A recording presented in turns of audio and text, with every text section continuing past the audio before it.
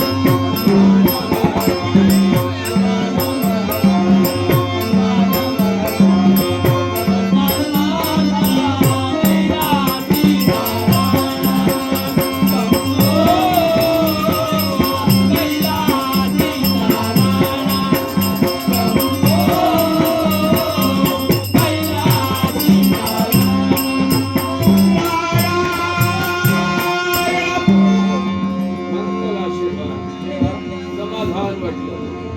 आज कैलासी तुझं आगमन झालं आणि खरोखरच मनाला समाधान झालं.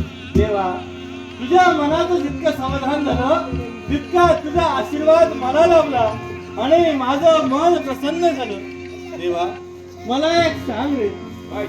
या विश्वाच्या ठिकाणी देव तत्व आबाधित कुणी ठेवलं? भक्तानी मग देवा मला सांग, काय? त्या भक्तांच्या जीवनात संकट आलं असेल ना, तुम्ही देवताने आजपर्यंत काय केलं? अरे भक्तांच्या माती वेळोवेळी ज्यावेळी संकट निर्माण झालं त्या संकटाचा निर्माण करण्यासाठी आम्ही देव तत्पर ठरलो. पण हे तुलाही माहित आहे. मग आज हा प्रश्न का आणि कशाकरता? त्याच्याही मुळाचे कारण कसं आहे? असं कोणतं कारण? तुला देवतातील घट एवढंच कशाला? देवाला तुझा भक्त म्हणायला हरकत नाही, पण देवतातील घट आज त्या देवतातील घटकाला मला भूमीवर राहणारा राज करता त्या राजकर्त्यानं भक्ती पाशाने त्याला बंदिवान केलं. काय? मग देवा सांग काय रे करशील? एका मृत्यूलोकी राहणाऱ्या राजकर्त्याने भक्ती पाशाने बंधन केलेलं आहे. सद्यस्थिती